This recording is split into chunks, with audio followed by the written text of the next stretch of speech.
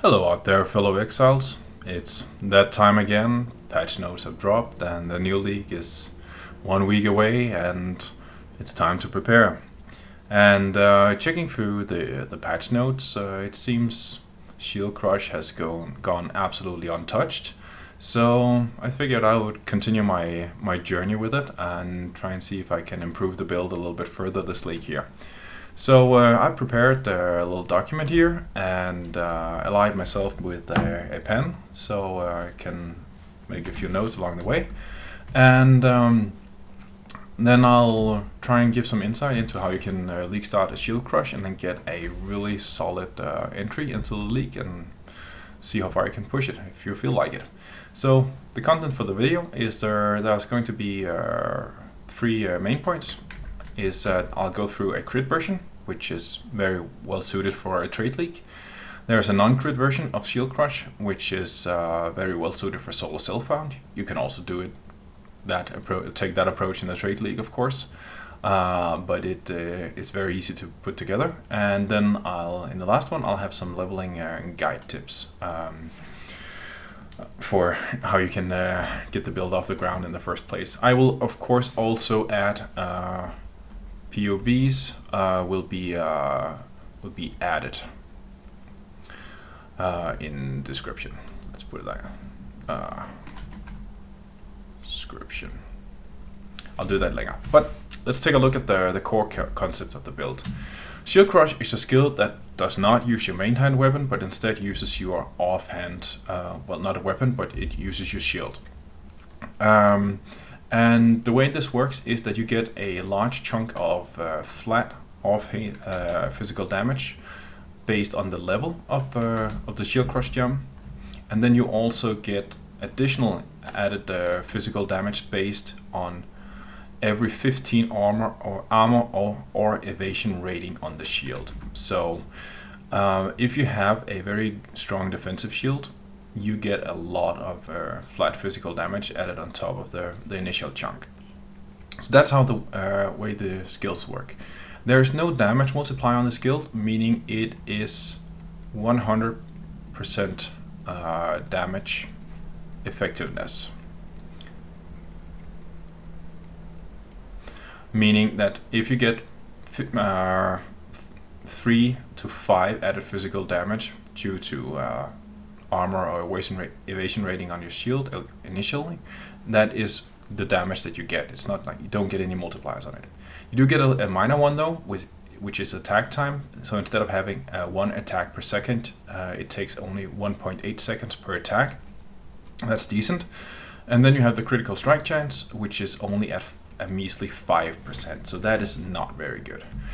But that leaves us with two options really, because we can either go crit or we can go in a different path and take a non-crit approach to it. The first I go through is the crit version, because it's like most people are playing in Trade League, so let's have a look at how that goes. It is basically a combination of two uniques, Seething Fury and Emperor's Vigilance. Seething Fury is the main part. You can use a different shield than Emperor's Vigilance, but the damage will be lower. That is just how good the numbers are on it. But let's go through the details first. Seething Fury has the first line, increased attack damage while holding a shield. That is minor, so you just go with whatever roll you can get. The big one is this one here. 0.15% to offhand critical strike chance per 10 maximum energy shield on shield. So you also get some offhand critical multiplier per 10 maximum energy shield on shield, but you really want the base critical strike chance because 5% is too low to scale. So we need to boost the base critical strike chance. And that's where Emperor's Vigilance comes into the picture, because if you can see here are the spreads on a shield, but then if you make 20 quality, I can write that better, equals a 20% more multiplier to the defensive values on it. So I know that if you get a 100% roll on the energy shield, you get around 460 energy shield. So, since it moves, it checks in increments of 10, we just slash this one out, and then we say 46 times 1.15% crit. And I'm not a math genius, but I do recall that is around 6.9% flat. So if we add sorry about that. I'm sitting a little awkwardly for the screen, that's why I'm writing diagonally. So then you have 5% here flat. So you get to 11.9% crit base. That is a very good number to scale, and it is not trivial to get to 100%, but it's fairly easy to get above 50, and then you can invest a little bit more and get to like 75, 80, 90% relatively easy. So this setup here is very potent. It gives you a lot of damage early on, and usually these items aren't that expensive early on in a league. So let's take a look at how a build like that could look like.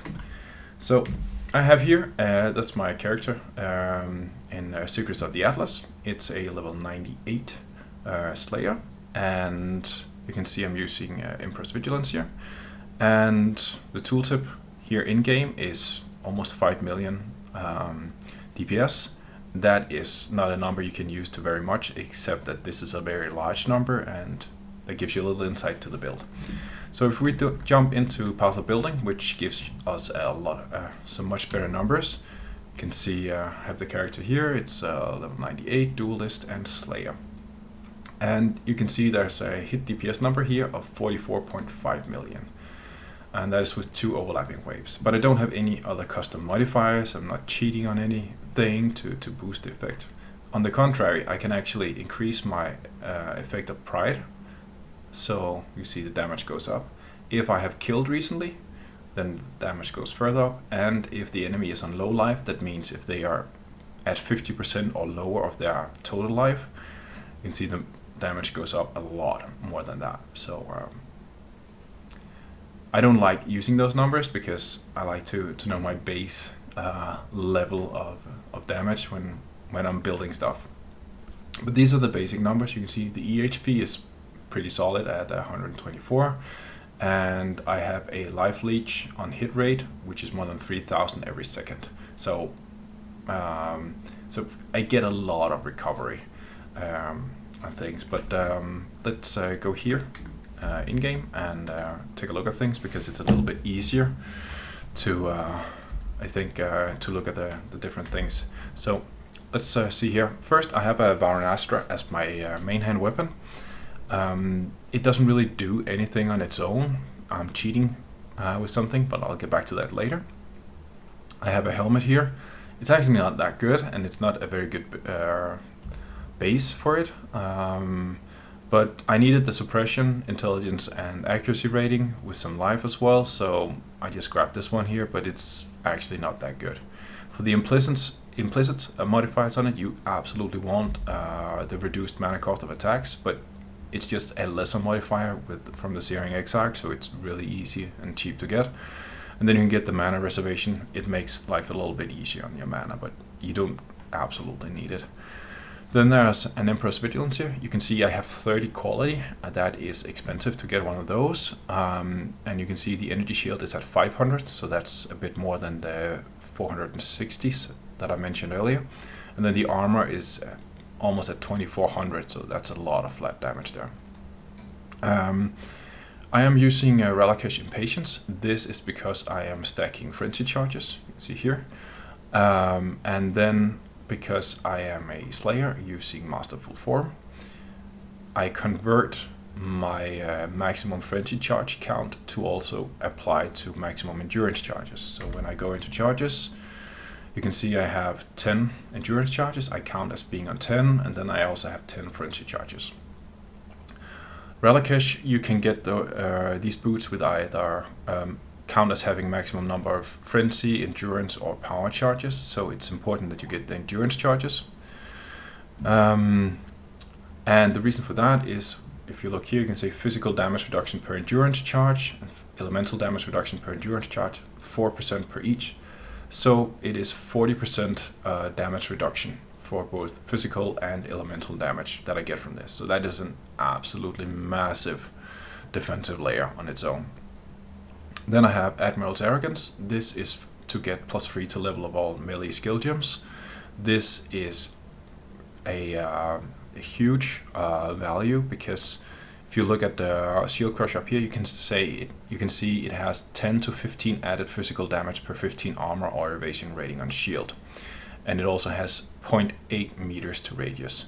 If I remove it from here, then you can see it's only 8 to 12 added physical damage, and the initial flat base is low as well, and it's only 7.7 meters to the radius, because it's level 21. At level 24, it reaches a breakpoint, and you get a boost to these numbers.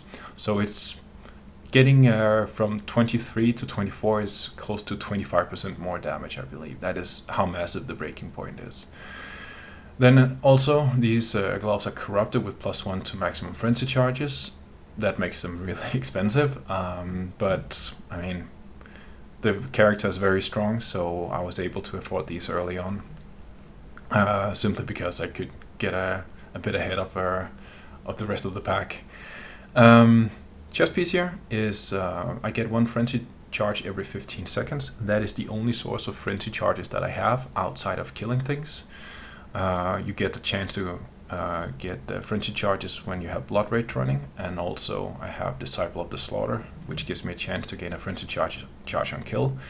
Other than that, this is the way I sustain the charges. So I get 1 every 15 seconds, and because I have 100% increased charge duration, they never run out. So usually charges only last for 10 seconds, so the chest wouldn't sustain them on its own if I removed the mastery, but you can see they are just staying up nicely all the time. Then there's a ring here with +1 to frenzy charges as the implicit. Again, expensive stuff, but the rest of the ring is very generic. It's just life, mana, a little bit of damage, and some resists. And then I mirror it with Calandra's Touch, so I get the same effect of this twice over. Very generic, solid amulet, but nothing special. You could probably craft something better there.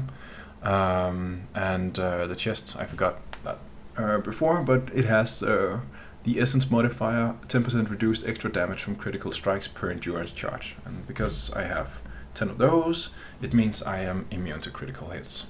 So if we go into and check the defensive numbers, you can see spell suppression chance is at 100%. I only have 75 to my max resist. It could go higher, especially since I have a mage spot here, but I got greedy and wanted some more rarity instead of trying to do something with my max resist. Chaos Res is capped as well, and then I have some decent block chance, but because there's glancing blows on Emperor's Vigilance, meaning that even though I block a hit, I still take 65% of the damage from it. I haven't invested that much into blocking. It's still nice to get it occasionally, but I don't bang on it too much. Then the crit damage reduction is 100%. I am immune to stuns. I have more than 100% chance to avoid elemental ailments. So, yeah, it's a real sturdy build. Then I have the Mumo speed here from Mage Blood, of course, but if you see here, this is my attack speed with shield charge. So that is really quick moving around as well. And shield charge is, if you check the number down here, it's 2.5 million when I move into monsters here. So that's actually pretty good for clearing packs. If we look at the passive tree here, you can see how it's placed. So there's 3 large clustercules. But let's start with the Lethal Pride. It gives crit multi, some melee damage, some crit multi, rage on hit, and then there's some crit chance, another rage on hit, which is actually not really doing anything because these gloves boost me up to maximum rage. So this is kind of a dud. And this is as well because I don't use totems. And then there's some maximum life down here. So I could absolutely get a better one of these, but it fit well enough, and I just wanted to play instead of sitting on trade, trying to find better alternatives. Charge Mastery is duration here. Then there's some crit multi per energy shield on shield. And then I have a rune graft here for more attack speed on offhand. So this is just 10% more damage overall, really. And since I'm also faster, it makes me move faster. Then there is the first large cluster here. It's physical with increased attack and cast speed, and then 35% increased effect of all of the nodes. So that means they give like 4% attack speed from these, so it's super valuable. That's why I've taken all of those small nodes. And then I have a pair of Forbidden Flesh and Flame here. This is the reason why I'm using Varanastra, because they allocate Weapon Master from the Gladiator Ascendancy.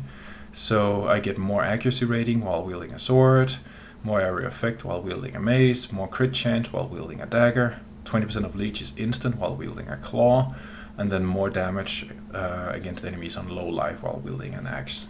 And because Varanastra has this unique line saying counts as all one-handed melee weapon types, I get all of the benefits from using this weapon here and these two.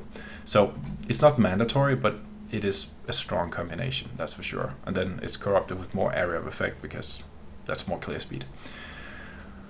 Second large cluster, pretty much the same as the other one.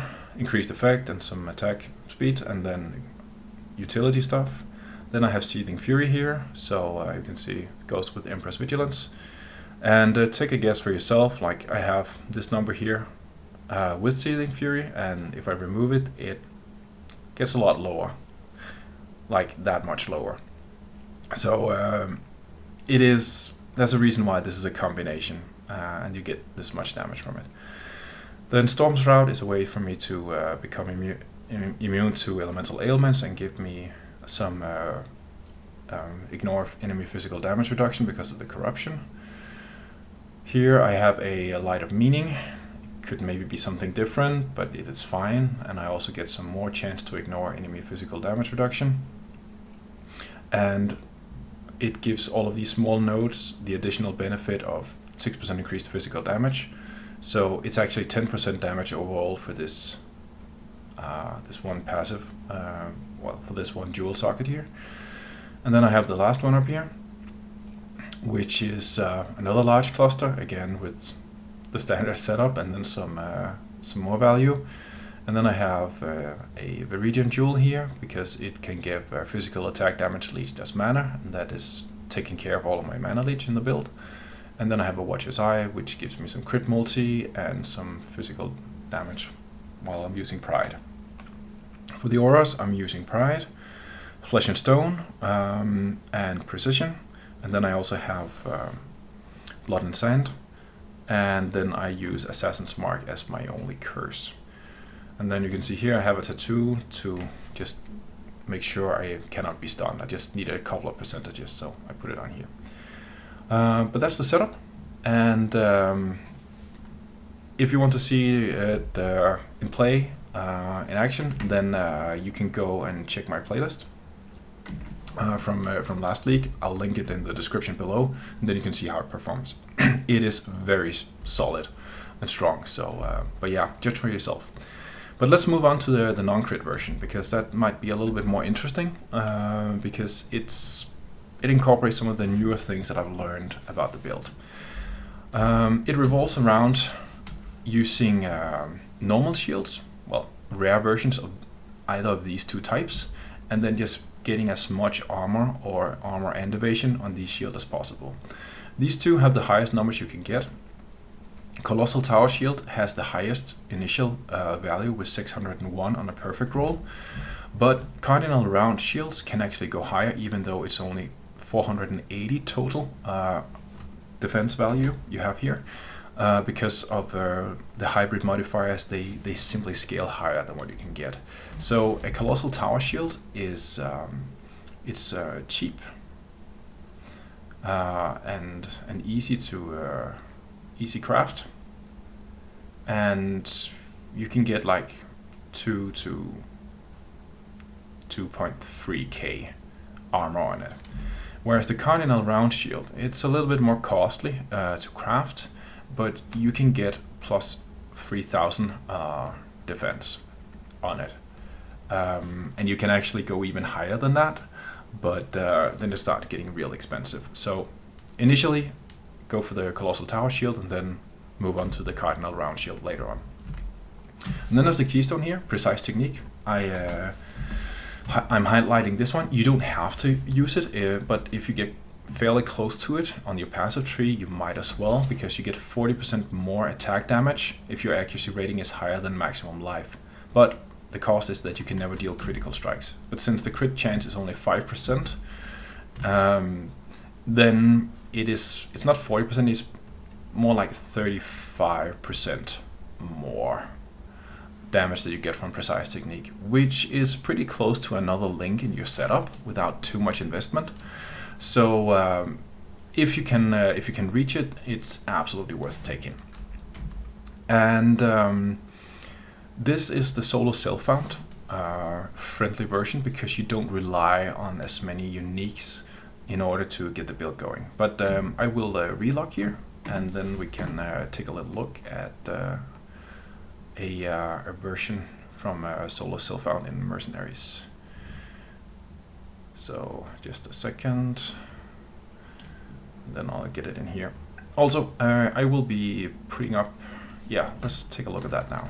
So here, and you'll see a video of the character from solo self-found fighting the Feared.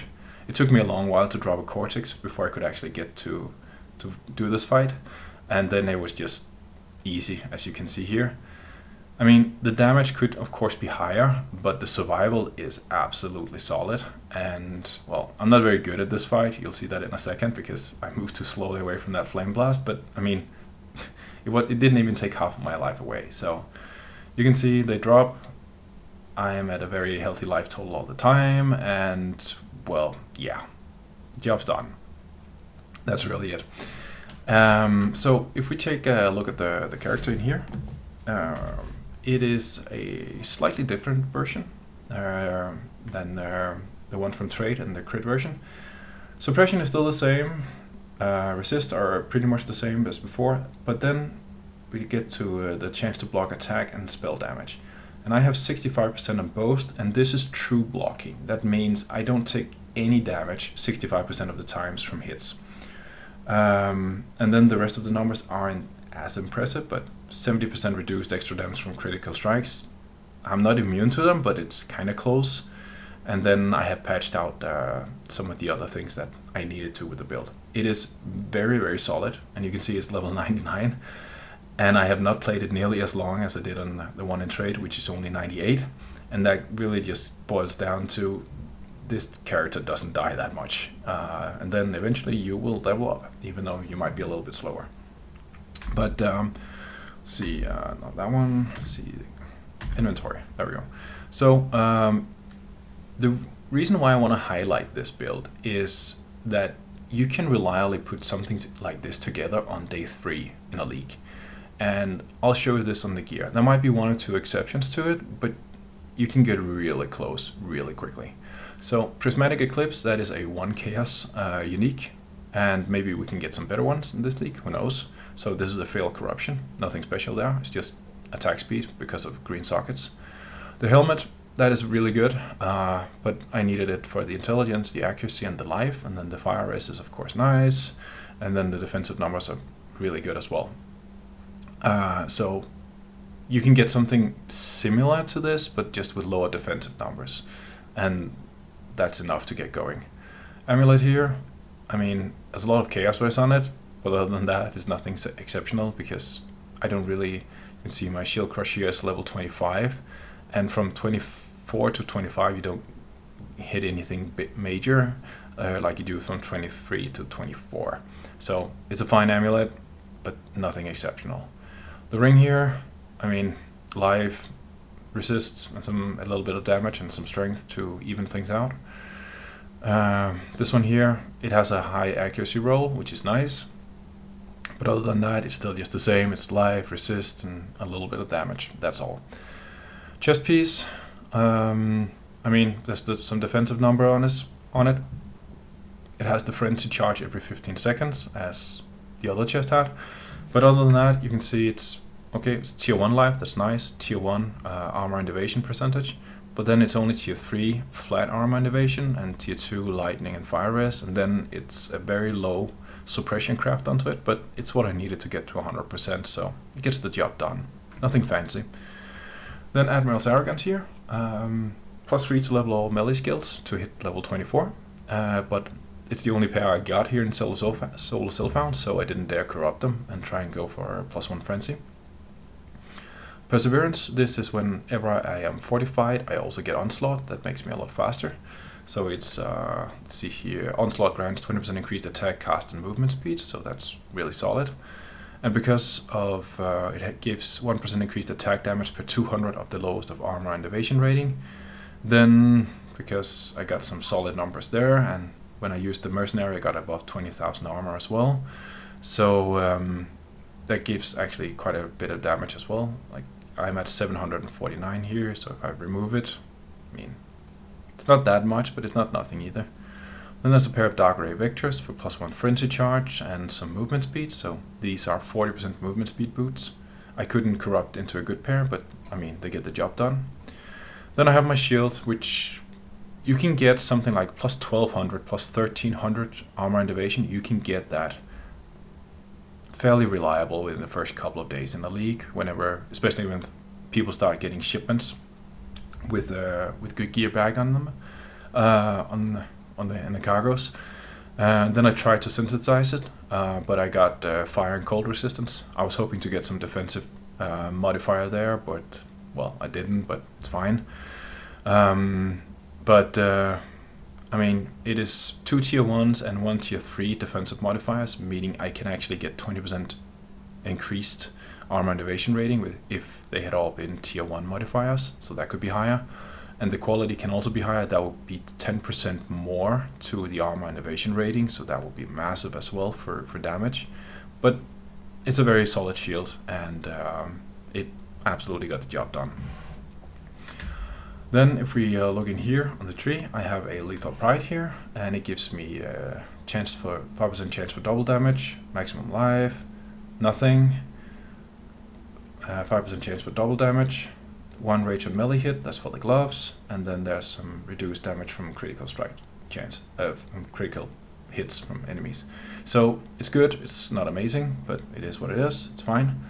Then I have the more attack speed, Runegraft here. I have increased attack damage per 75 armor or evasion rating on shield, so that is a big number because this one has a lot of defensive numbers as well. And then the increased charge duration as before, and then I have some more maximum physical attack damage from this one here.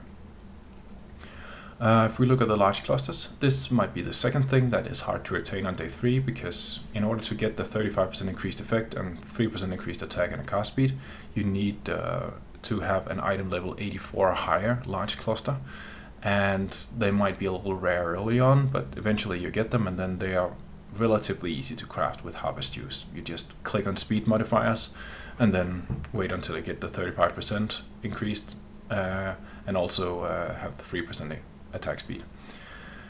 Here is our a small cluster with chance to block spell damage and 1 to chance to block attack damage, and they both have 1 with the shield, which gives 6% chance to block attack damage and recover 50 life when you block, and then also some increased defenses from equipped shield.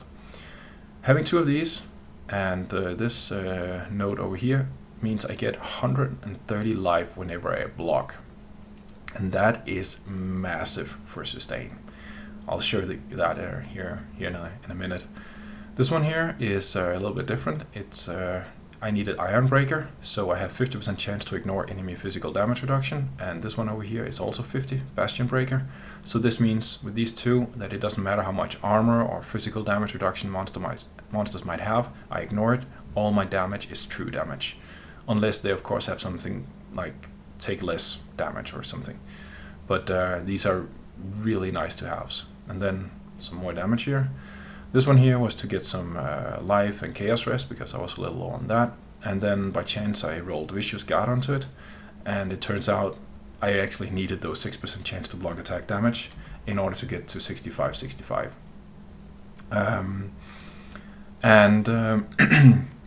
Since you can see I generate frenzy charges here, on the chest, but I don't have any way of generating endurance charges other than deflection here, which gives you 25% chance to gain an endurance charge when you block.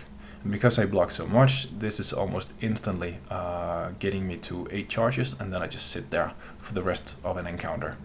And if I need to boost it initially on, in a boss fight for example, I just use Enduring Cry that gives me 4 charges. So I'll go from 1 to 5, and then the blocking will take care of the rest and I don't have to think about it.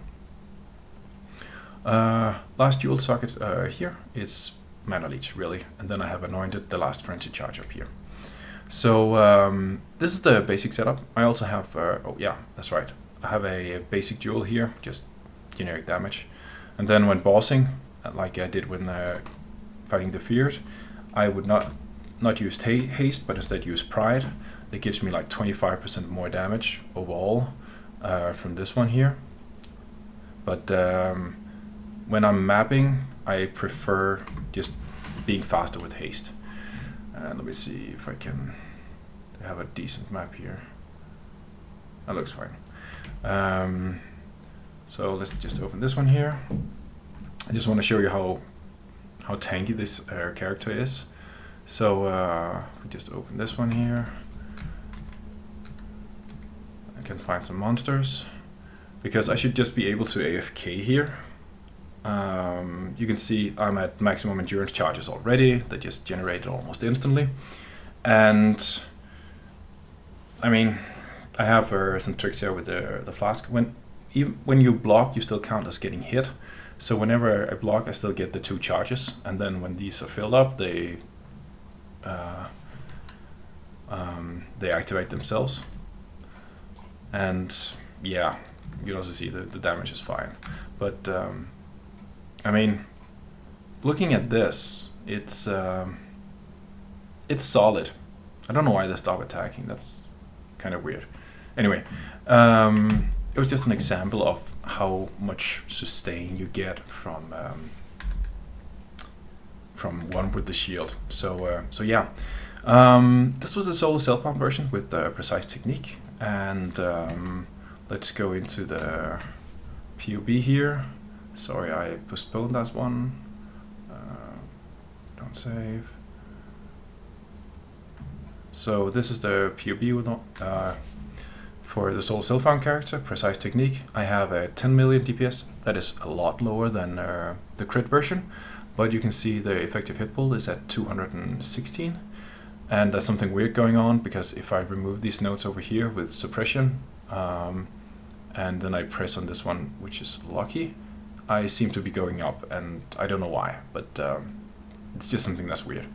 But it's absolutely solid, and it's easy to put together, and then you can start scaling things from there. So if we go back in here, let's see. So you can see I don't have a frenzy charge here. I don't have extra frenzy charges from the rings. So 3 frenzy charges would be massive here already. And then you can even try and go for 1 on the shield. So plus 4 frenzy charges. Adding into these numbers here, that's probably going to have quite an impact on things. There is the same setup with the Slayer for each version here. So you take Impact as the first notable because of the clear, the area effect, and the more damage, and then Brutal Fervor for damage reduction and overleech.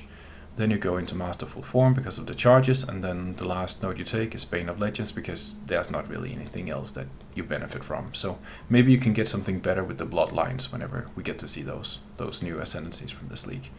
So that's a speedrun. I'll of course link both the Path of Buildings in below the video, but let's move to the last part here with leveling and some tips for that. So sorry. So I have a little progression line here. Oh, it's not a very nice arrow. But you can start with Shield Crush at level 1. You don't have to. You can wait until you're level 8 and then just use another leveling skill until then. But if you get a goat hide buckler with plus 15 evasion, then you can actually start using it from Lionized Watch and onwards. And then when you get to level 4, you can also get access to shield charge, which is really beneficial. From level 8 and onwards, try and get a pine buckler with 60 plus evasion. The reason for that is, oh no, it's not my intention. It's because of these increments of 15, so you get more value from it. But if you can only get like a 58 or something, it's still absolutely fine. You can clear Act 1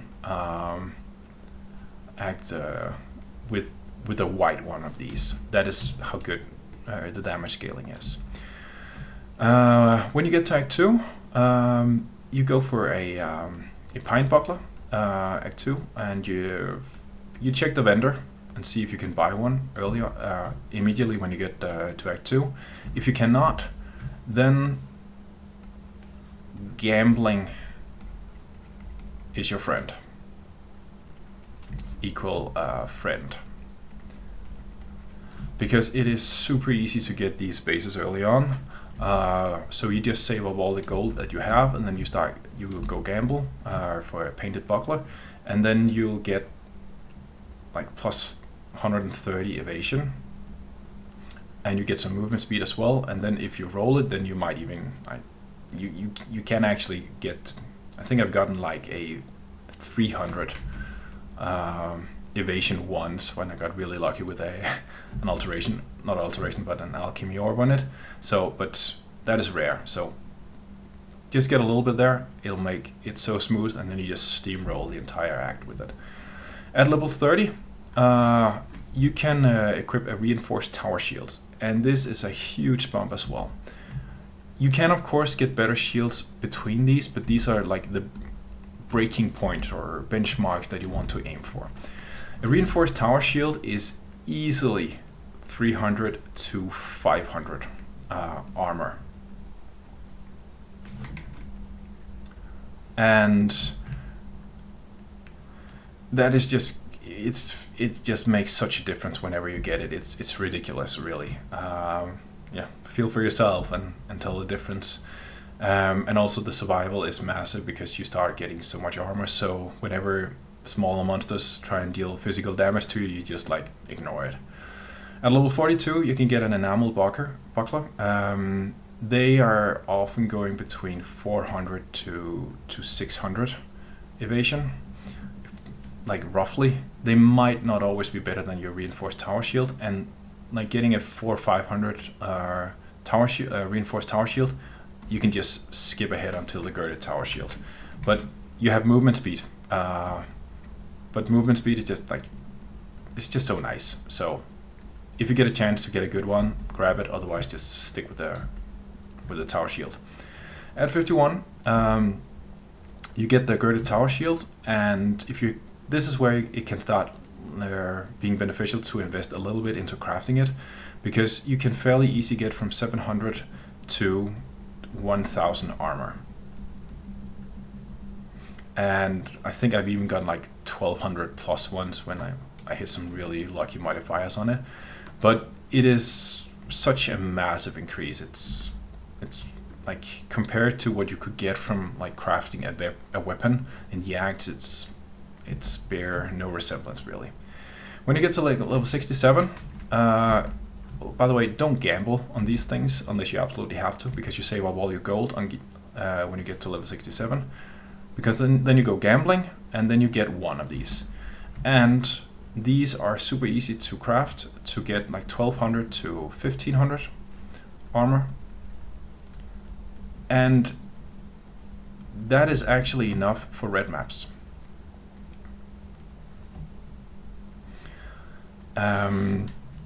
And all you need to do is you just use, if you have a regal orb, you put a couple of alterations onto a colossal tower shield, and then you get one good armor roll onto it, and then you regal it and see what happens, and then you craft the remaining armor modifier onto it, and then you're just good to go. And this is just, it will steamroll white and yellow maps without blinking, and then eventually you get a higher item level base, and then you can try and craft a little bit further. But it is, so let's say it's trivial getting 18 to 2000 armor, and then you can clear the Atlas, and then you can of course afford more upgrades from there. If we move to gems and links, I haven't put Shield Crush in here, but if we take Shield Crush, basically all you want to do is you just put damage supports in there. But I would recommend 1 times speed. So it would be like faster attacks as a support, or multi-strike. And faster attacks might actually be better, even though it's not a more multiplier, but because multi-strike needs to hit 3 times in order to actually get a benefit from it. It's nice for it to auto aim, of course, but faster attacks is just smooth, and you always get the benefit from it. So I've actually had runs where I preferred faster attacks because it was more reliable. And if you only need to hit a pack of monsters once or twice, then faster attacks is actually better than multi-strike. When it comes to leveling, you really want to pair shield charge with momentum. The reason for this is that whenever you shield charge, you move and you have an impact, and then you move and you have an impact, and you move and you have an impact. Attack speed is only for the impacts, whereas movement speed, move speed, is for the distance that you travel. Which is why whenever you say momentum here, it says you gain 1 momentum when you use supporter skill. So you use it, and then you gain it, and then you spend the momentum, and then you get movement speed from it. And that makes you move at an incredible pace very early on. And shield charge also has a similar damage calculation as shield crush. It's a little bit lower, but not that one. So, but there's this note here: 100% more damage with hits at maximum distance. So if you move like this on the screen, and then you hit a pack of monsters here, you deal a very substantial amount of damage to them, meaning you can actually just shield charge through the acts. And as long as you hit things while moving, you might even clear the packs. That becomes especially true when you at level 31 can use Pulverize, because that increases your area of effect, and then you just start shield charging through things. And it might not be the fastest for the first couple of acts, this build, but once you get the combination of shield charge, momentum, Pulverize up, and then maybe even a 4th link, then that is a lot of speed. And it's actually that much, so if I only have 1 4-link available to me, I would prioritize shield charge over shield crush, and then just leave shield crush in a 2 or 3 link because of how good shield charge is for clearing. I got an extra note down here, but I actually want to show how effective shield charge is. So I'll just go back in game, log out, and get back here in a second.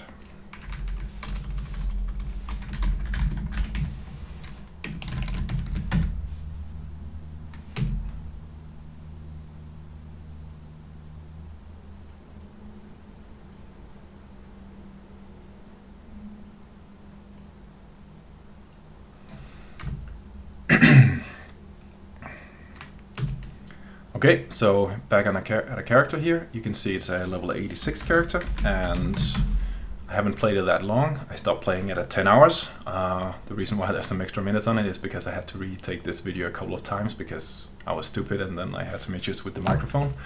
But 86 in 10 hours, I think that's fine. It's not great. There are people who are a lot faster than me, but it's absolutely solid. And you can see I have 55 out of 115 add less objectives completed. So I went a little overboard with the white maps early on, so I could maybe have rushed for my void stones early on, but I wasn't. I was a bit unlucky on the red maps. But I have 87k tooltip just standing here with only buffs, and this is absolutely solid. So let's see here. This is fine. The last bit, I think I burned some more maps, just trying showcasing things earlier. But if we go in here, there is a very important thing here for. I'll go over the tree later on how I progress it. But this wheel here is a hidden gem when it comes to power early on. Because deflection here, it gives you an endurance charge whenever you block. Well, 25% chance, but it can sustain the charges, and especially if you have the increased duration, you can keep them up. And you can also kickstart them with Enduring Cry here. But this one over here is a little deceptive, because it looks like it's only for dual wielding. But the chance to gain a frenzy charge on block is not requiring you to be dual wielding. So when I start playing the map, you'll see I get frenzy charges very quickly from this, and the same with the deflection here. And then I can keep them up during the map. So just see here, I'm just walking around. I don't have any other means of gaining charges. See, so there are monsters here. Let's check the numbers up here. And yeah, you can also see I'm pretty sturdy just standing here. And then you can see the movement speed. So if I start using a Quicksilver, there's actually a lot of clear. There's a rare here, so I of course have to attack it. But yeah, this is a horrible map, but it's what I had. Sorry. But this is absolutely solid for a very poor shoestring budget. And let me show you my gear, because the helmet here, not very good, and oh sorry, it's from a level 45 zone. Amulet, nope. I mean, it gets the job done. It's not it's a pretty decent chest. I tried gambling for 5-link chests, but I didn't get any, so I'm stuck at 4 links. But this is fine. Gloves, belt, boots, I mean nothing special. And then this here is crafted as I mentioned earlier. I just spammed alterations until I got tier 1 flat armor. You could also just stop at increased armor and then craft the remaining part. Because if you go into shields, you can see you can get craft 56 to 74 increased armor, or you can craft a lot of flat armor onto a shield. You cannot craft hybrid, unfortunately, which is why I advocate just using a colossal tower shield initially. But this was made in a couple of minutes, and then I could just go back into mapping. So yeah, that is one thing I wanted to show you. Also, if you check the numbers here, 87k here. So if I remove this one, the Princess, which gives me some extra damage, and I remove, say, this one here. So that means my shield charge is down to 56k. That is pretty close to, I think, very accurate to what I had in the maps. But then look here, what happens when I'm running through this zone. You can see things are just dying. Well, of course, mostly white monsters here. The rares, they survived. But yeah, blue monsters, they disappear as well. So once you get things going, this is pretty much how it looks like in the second part of the campaign. So once you've assembled all of the pieces, then this is just how it goes. And a lot of the zones, well, the chapters, man, I forgot the numbers now, what they're called. A lot of these acts, you can get through them in 15 minutes because you're just shield charging through the area, and things are dying behind you, and you only stop to kill rares. That's the only thing keeping you down. Also, yeah, I forgot. So I am using Arctic armor that gives me immunity to freeze, and then I take less fire and physical damage when I'm stationary, and that means whenever I'm attacking with shield crush, I am stationary. Tempest Shield is to become immune to shock, and give me some spell block, and then precision because I needed a little bit more in order to use precise technique in here and benefit from that. So this is the setup, and yeah, it's absolutely solid at a super shoestring budget. But if we go back in here for the budget uniques, you saw I was using the princess before, and that's because you just get Fizz as extra cold damage. So it's beneficial, and then you get the global accuracy rating, which makes life easy. By the way, these are called stat sticks, in case you're not familiar with the term. And that refers to you just holding something which benefits something else, so you're not really using these.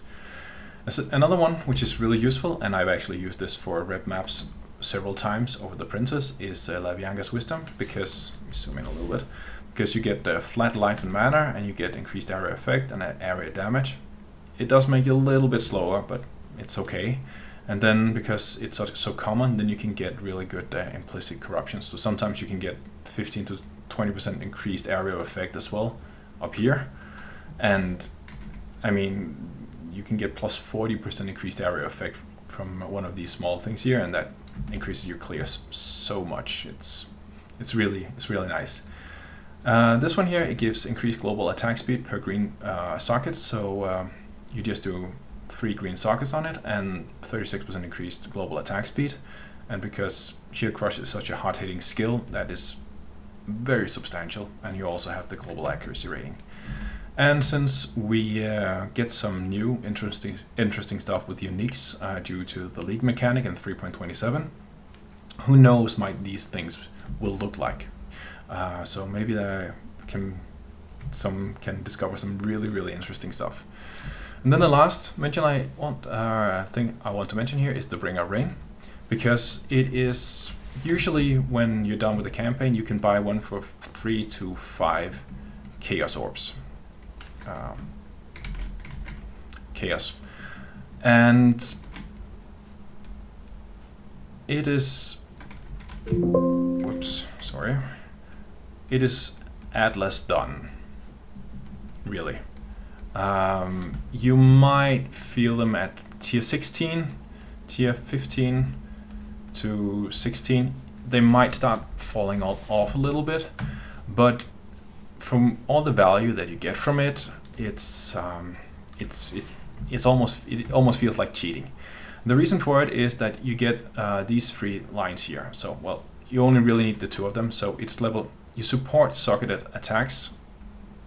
So you put in Shield Crush here, and then you just add in whatever else you prefer. And then you have level 30 melee physical damage as one here. And then you have the faster attacks down here, so you have a 6 link, and then you also blind. So if you have some evasion rating, you can, which you also get from here, then the blind it's not nothing, but doesn't do that much. You get some block chance and some flat physical damage, and then you get a very substantial amount of life, and you get the chance to gain endurance charges when you block. The cost is that you cannot use a chest armor, but it's fine. You get a 6 link. Almost free, and that is the baseline you should take from this. It is so easy and so much power early on, and it can propel you forward, and then you can start affording like a real 6 link from there and start crafting it. So that was a lot of talking. The last thing I want to go over is, if I go in here, don't save, because I better show how I plan on leveling, and it doesn't take too long. So let's go over a tree. So a fresh character, damage is always good, so you take the outer path here, make sure you take the extra attack damage down to here, and this is when you level 7, so around level 8, that's when you could get when you can start using the Pine Buckler, and this is when you'll be fighting the Warden. You can either take some extra life here, or you can take the Defiance down here, that's some extra damage. So either of these, that's fine. Then you go over here and take out of the Gladiator, so you don't have movement penalties from using armor or shields, so it makes you a lot faster. and it gives you some dexterity as well. And from here on, you just move down here, more damage here, and then take some life and regen, and then you also, I really like this because resists are important early on and hard to come by. And I take the life here, and then I go down for this shield wheel here, because attack speed is difficult to come by as well, so it almost feels like more damage multipliers down here. And also I had a note here, painted buckler, it might be difficult to have enough, if you don't have any attributes on your gear, you might not have enough dexterity to equip it at level 16. So then you can just take the dexterity note here and then complete this branch down here, and that should be enough to equip the pine buckler. And from there on, you go down here, then you take the leech note here, so now you don't really have to worry about mana leech anymore, and the life leech is nice as well. If you have enough accuracy, you can go straight for precise technique, otherwise you go up here to Withered Hunter. And if you don't want to bother with accuracy ever again in the campaign, you just take the mastery, and then you have precise technique all the time. Now I'll go back here, go over here, and then I'll take Bastion Breaker for increased damage, and also some chance to ignore physical damage reduction. And then I'll go up and take Brinkmanship for 10, 10, and 20% increased area effect. This is where you just start shield charging through everything, really. And then I like the mastery of 5% increased attack speed per enemy in close range. So now you just shield charge through stuff. Also, you're level 41, so now you would have there, whenever you take the first lap, you take impact, because it gives you increased area effect. It gives you 15% more damage whenever you're close to stuff, and well, you are because you're playing melee. And then there's also the increased accuracy rating, which helps with precise technique. So a lot of synergy there. From here on, you move over here. If you feel you're a little low on life, you can take Bloodless. So this is 16% increased life here. Otherwise, just continue up here and take the Rage wheel, and then you take the mastery saying nearby enemies are intimidated while you have Rage. So this one is basically 10% more damage, and this takes care of all your rage whenever you are fighting bosses, and also when you're mapping or running through zones, then you just have 30 rage all the time, and that is 30% more damage. So for these points here, you get 10% more damage and 30% more damage. You take this one here. Then you might want to go up here and take this shield note here, because then you can get endurance charges whenever you kill stuff, and you also get some extra damage, and damage is a little bit difficult to come by because you're not using a weapon. And from here on, I would probably go down here, and then I would take deflection, and then I could maybe go down here for, see, it's like 56, so at this point I would have gone for the second lap and taken Brutal Fervor. So actually probably before this one here, before this one, I would go up here, take this one Dexterity, and down take Gladiator's Perseverance, because 40% increased attack damage while leeching, and due to this note here saying that you have overleech, so when you hit something for the next 5 seconds you will be leeching, and then you get the 40% increased attack damage, and if you're also at full life, then you get the 10% increased attack speed as well. So this is huge damage numbers here. Well, for, I mean, at this stage of progression. Then you can take Deflection here, you can go down here, and then you can, if you feel like it, you can even take the Swagger and start investing from here. And see, you're level 60 here. You can do something with auras here if you feel like doing that. And then you basically just start fleshing things out. You can also go into the 45 wheel here and take melee hits 45, because then you don't need to use it as a support, and you can use a better support in your setups. And level 65, this is when you start going for the third lap. Then you take Masterful Form. That means you're at 4 frenzy charges. Now you're at 5. That's what you saw in the video. I was at 5. And now you can sustain them, and then you take the Mastery. So you also have them up all the time. And then you might even go down here and take this one. And then you can start going over here. Take some more Frenzy. More life. Now you're level 77. And you're just fleshing things out from here, really. Also, there's a good mastery here with 10% more maximum physical damage. It's beneficial as well. But this is like the base of the build, and you can see it's a lot of the same pathways that you take, like with the starting setup here, and also the end game builds that I've shown. Also, you can move into Impale if you feel like that, but it's good for single target, but I prefer not because I want the initial hit damage so that my shield charge is clearing as much as possible. But that was a lot of talking on my part. I hope this was enlightening, or at least giving you a little bit insight on what you can do with Shield Crush here in 327. So thanks for watching this long, and if you got any questions, feel free to dump them below, and yeah, have a good one.